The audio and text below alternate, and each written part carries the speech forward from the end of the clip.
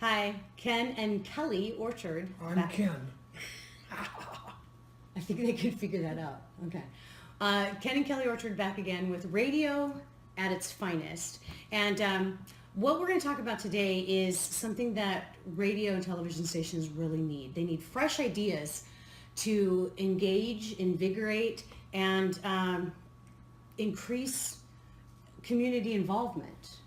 And we have something that's fresh and not so new for you. The thing is that we talk about why deregulation actually harmed radio, and we have a simple, fresh way to fix it, right? Right. So it's absolutely free.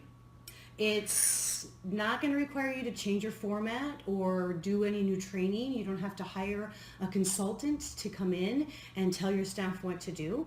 But we're going to get a little nerdy on you, so you're going to have to stick with us because we have the idea. It's a fresh idea, and it's a new idea, and it's definitely going to engage your staff, increase your community involvement, give you fresh ideas, and generate revenue with one simple thing.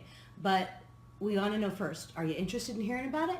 Because if you are, you got to stick with us because Ken here is going to get a little bit nerdy on you. And I know FCC compliance is boring, but just hear him out for a second, okay? All right, so let's talk about your station's community of license and FCC compliance for just a minute, I promise you. All right, give us the little bit of history. Two things are on your license. The power, frequency, and community of license. Who you're licensed to serve. When all the stations started this in the 1930s, they were licensed to a community. That's how the FCC was able to get the name and coverage of that particular area. So for instance, if you're licensed to Los Angeles, you came on the air in the 20s, 30s, but now you can't because there's no more frequencies available. So you're going to go, frequency will be in Victorville, California. Where is that? Well, that's the community of license. That's what you're supposed to serve, the community of license. Okay, so when broadcasters in the beginning first wanted to apply for the permit to broadcast a radio or a television station, they had to apply with the FCC, and they had to do something called the Community Leader Ascertainment. Tell us about what the ascertainment was. I can only tell about 5 stations that I put on the air, along with Kelly help. First one was in the 1970s. You looked into a Sears and Roebuck catalog, big, huge book the FCC produced, showing all the frequencies available in what communities around the United States. There was 2 California stations left. One was in Victorville, California, and another one was in Northern California. So you went to that site, you looked at them, and you think, I can build a station here. Now you had to file an application, big, huge, 100-page application, and along with all the technical requirements. And so he started. So my wife and I drove out to Victorville many, many times during the 1970s. It took us years, took us 77 up through, and we finally got on the air in 1980. Mm-hmm. And we had to ascertain in the community, if we were going to put a radio station here, what are the problems? What were the needs of the community Right. that we could address? And that was basically the foundations of the reason that a radio station would be given a permit or a license to serve that particular community. They had to show what they would do. So I see that, okay, we want to show this. Dad found an old one. I would say, just based on the type alone, this was probably created in the 60s. Before internet. Before there was any other font. This is typewriter. But some of the community leaders, this is called the Community Leader Survey, you would talk to people at local charities, civic and neighborhood or fraternal organizations, education. So some of the things were like you would go to the superintendent of your local schools. You would go to the city mayor or a city council person. You would go to the CEO of the local hospital. You would go to the police chief or the fire department and find out what the needs of that particular community were, not globally, but that community. So if we're talking Victorville, let's use Victorville. So back then, Victorville was about 18,000 people. So you would have gone to the city council.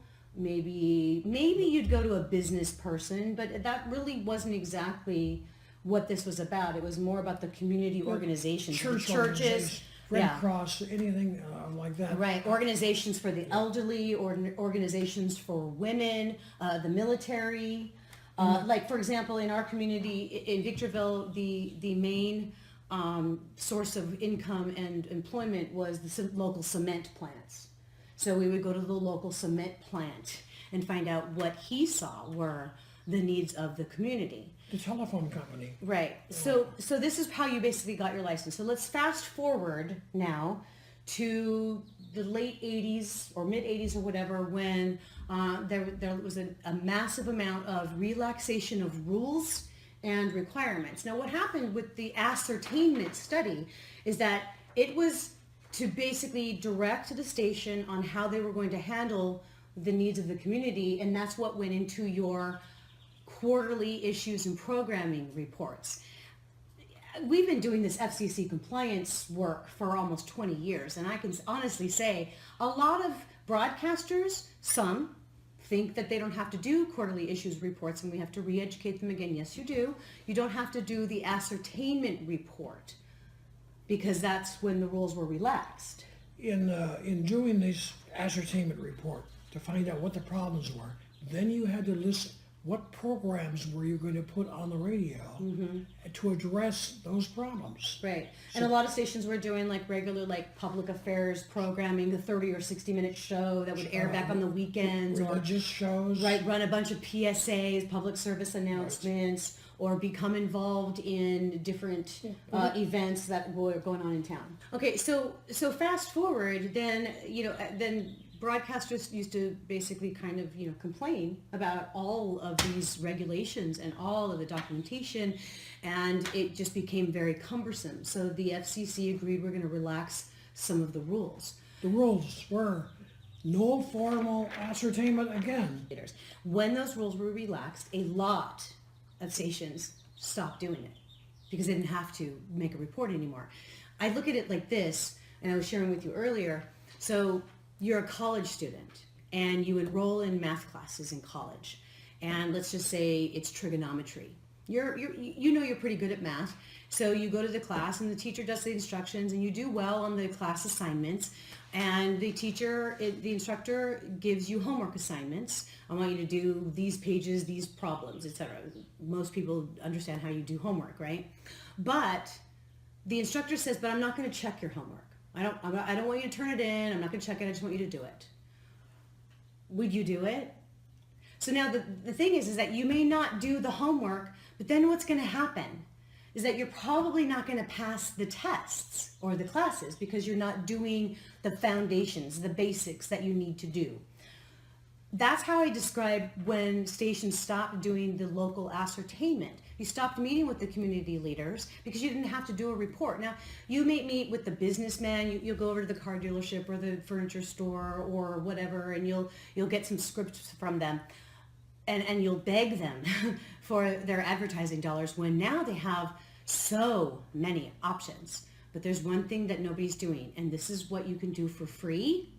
You don't have to make drastic changes at your station. You don't have to train anybody. Reintroduce the ascertainment study to your market.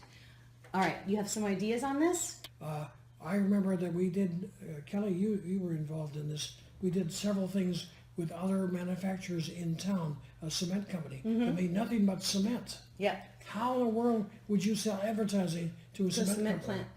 The thing is that when you consider who you're going to be speaking to, you're going to make appointments with the city council person or the local mayor in your town or the CEO of the hospital, the superintendent of your local school district or your college foundation, somebody in the military. Maybe it'll be the head of the military base, or somebody who's in charge of the PTSD, the mental health issues in military.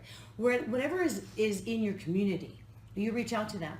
And wouldn't it be so wonderful to meet with somebody that high up in your community, and you're not trying to sell them radio. You're there to listen. That's it. There's a really great acronym that we use in psychotherapy, and you should use it in sales as well. And it's WAIT. Why am I talking? Why am I talking? Because you want them to tell you the story. You don't need to go there with an idea. You don't have any ideas. You're trying to get from them what the needs are. They know better than any of us what the needs are in the community. Then what you could do is go back to your station with that information and have a meeting with your program director, your sales manager, your promotions person, and then talk about some of the things that you might be able to do to help address this issue. This is actually kind of a fun project because it doesn't really take any money to do it. It doesn't take any money at all to do it. You can send your sales team out. I would encourage having a salesperson and maybe the program director go together. Have another salesperson or the sales manager and the promotions person go together. Yeah, I remember, if you remember this, Kelly, we had a restaurant in Victorville that we traded out with, and they had a back room that the Rotary met in and the Kiwanis met in, and so we got that room and we invited all of our merchants in town to come to a luncheon, and we then enjoyed talking with him, making out an ascertainment, right? Gave away some prizes, and we weren't trying to sell them anything. We weren't selling them anything, nothing. And they loved coming. And these are some of the things that broadcasters have forgotten to do because you don't have to do them. And the next time that we had a luncheon, it got bigger. Right. Well, then what happens is that, so say you target 10 community leaders. So you send 5 different people out to meet with 2 people. Hardly anything new on the plate. There's nothing new to be done. So then all of those people come back, and now all of a sudden you have surveys from 10 community leaders on what their needs are. You might find that there's some correlation between 2 or 3. Now let's just talk a little bit about who those community leaders are. If we're talking about the superintendent of the schools, somebody who leads the hospital, city council member, or town mayor, et cetera, church leaders, no, they're not going to have an advertising budget for you. Maybe not. But you know who they do know? They know the other business leaders in town, and they're good friends with them. They probably serve on committees. They probably go to cocktail parties. And you'll have that community leader singing your praises and saying, hey, because you can go back to them. Once you get back to the station, you guys come up with an idea, a concept that you can use and that you can show to this community leader. Here, this is how we think our station can help with this problem that you have. They love the idea, you play, that's what, you're not really selling them anything.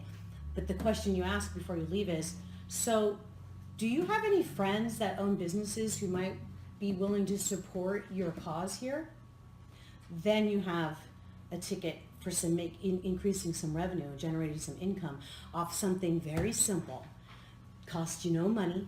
You don't have to train anybody to do anything. You don't have to bring in a consultant. Although if you want us to come in for other things, we can. But but it's just good old-fashioned back to basics, the foundation of good business.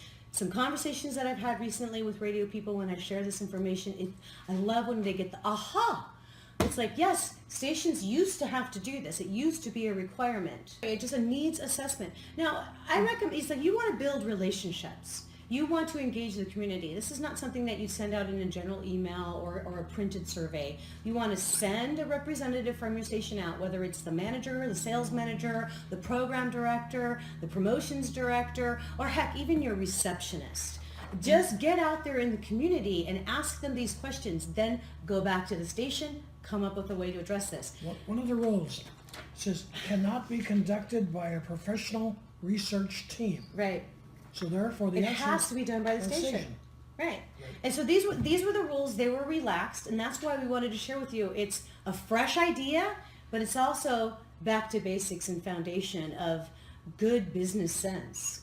And it's a way that, it's a way that you can get in the door of a community leader and set an appointment with them, and you're not trying to sell them anything.